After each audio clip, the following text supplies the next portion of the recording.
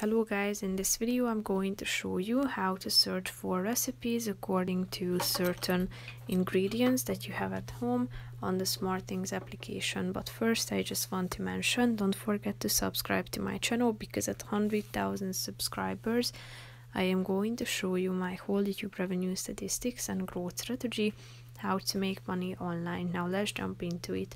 First of all, open the app on your phone. Click on the live button down below, tap on cooking at the top,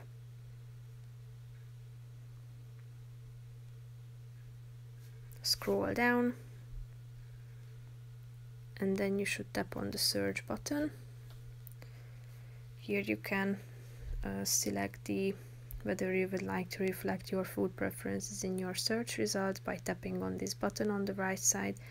Then you can select the ingredients that you would like to find in your recipe, or search for recipes according to these certain ingredients.